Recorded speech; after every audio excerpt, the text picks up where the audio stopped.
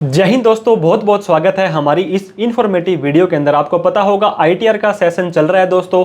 बहुत सारे लोग अपनी आईटीआर भर रहे हैं, कुछ लोग मजबूरी में भर रहे हैं, कुछ लोग शौक से भर रहे हैं और आपको पता होगा कुछ लोग लोन लेने के लिए, क्रेडिट कार्ड लेने के लिए, विदेश जाने के लिए, बड़े बड़े इंश्योरेंस कराने के लिए अपनी आईटीआर भरते हैं। दोस्तों अगर आपका भी ऐसा कोई केस है कि आपको इस साल आईटीआर भरनी पड़ रही है, आपको पता होगा अगर आपकी इनकम 3 लाख रुपए से ज्यादा है तो आईटीआर भरनी जरूरी है। कोई भी स्पेशल रेट की इनकम आती है, जैसे कि दोस्तों आपको अगर क्रिप्टो की इनकम आई है, गेमिंग की इनकम आई है, तो भी आपको आईटीआर भरनी जरूरी है। आपको टीडीएस का रिफंड लेना है तो भी आईटीआर भरनी जरूरी है। 5 तरह की इनकम के हेड होते हैं, सैलरी या पेंशन की इनकम, इसके बाद आपका आता है रेंटल इनकम, इसके बाद आता है बिजनेस की इनकम, कैपिटल गेन और अदर सोर्स। इन सभी को मिलाकर के आपकी इनकम 3 लाख से ज्यादा चली जाती है तो आपको इस साल आईटीआर भरनी पड़ेगी। दोस्तों ये 3 लाख की लिमिट अगले साल के लिए 4 लाख हो जाएगी। अगर अनफॉर्चुनेटली दोस्तों किसी भी तरह का कोई लॉस आपने कमा लिया है इंट्राडे में, एफ&ओ में, शेयर मार्केट में, तो उस लॉस को आगे के सालों में एडजस्ट करने के लिए भी आपको आईटीआर भरनी पड़ती है। बहुत सारे लोगों ने, बहुत सारे सब्सक्राइबर्स ने, व्यूअर्स ने हमसे क्वेश्चन किया था कि सर हम इस बार तो चलो आईटीआर भर देते हैं,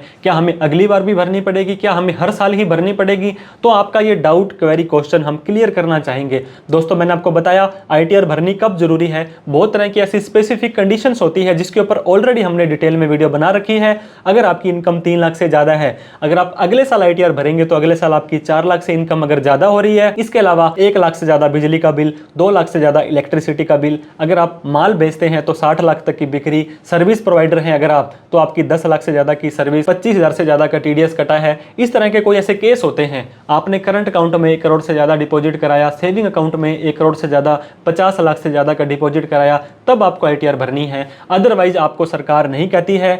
एक और बात मैं बताना चाहूंगा दोस्तों, इनकम टैक्स डिपार्टमेंट ने पिछले 4-5 सालों से जो 2 फॉर्म इंट्रोड्यूस किए थे, AIS, TIS, 26S तो पहले से ही चलता आ रहा था। आप अपना कोई भी ऐसा ट्रांजैक्शंस करते हैं ऑन रिकॉर्ड, जहां पर आप अपना पैन कार्ड दे देते हैं, बैंक में खाता खुलाना है, ब्रोकर की रिपोर्ट, क्रिप्टो की रिपोर्ट, या ऐसा कोई भी काम करते हैं जहां आपने अपना पैन कार्ड दे दिया है, तो मैं आपको ये एडवाइस दूंगा इनकम टैक्स के पोर्टल पर जाकर के एक बार आप अपना AIS, TIS और 26S जरूर चेक कर लें। अगर वहां पे कोई भी ऐसा कंसीडरेबल डाटा, कोई ऐसी अमाउंट बोल रही है तो आप आईटीआर भरना सुनिश्चित करें। अदरवाइज आपकी नॉर्मल इनकम है और 3 लाख रुपए से कम है, चाहे शॉर्ट टर्म, लॉन्ग टर्म हो, चाहे किसी भी तरह की हो, स्पेशल इनकम को छोड़ के दोस्तों, जैसे कि क्रिप्टो और गेमिंग की, तो आपको आईटीआर भरने की जरूरत नहीं है। अगले साल भी नहीं है और उससे अगले साल भी नहीं है। हो सकता है 1 साल जरूरत है, अगले साल आपकी लाइबिलिटी या मैंडेटरी नहीं होती है। तो इस तरह से अगर आप कंटिन्यू भरते रहेंगे तो आपके कहीं ना कहीं काम आ जाएगी। अदरवाइज आपको एक बार आईटीआर भर दी है तो हर साल भरने की जरूरत नहीं है, जब तक कि आप इन लिमिट को क्रॉस नहीं करते हैं। तो उम्मीद करता हूं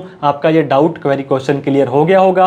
फिर भी कोई डाउट रह जाता है तो कमेंट बॉक्स में हमसे पूछें। किसी भी तरह की कोई प्रोफेशनल हेल्प चाहिए हो तो आप हमारे दिए गए नंबर पर कॉल, मैसेज, व्हाट्सएप कर सकते हैं। Thank you so much for watching this video. Like, share, subscribe करना ना भूलें। जय हिंद, जय भारत।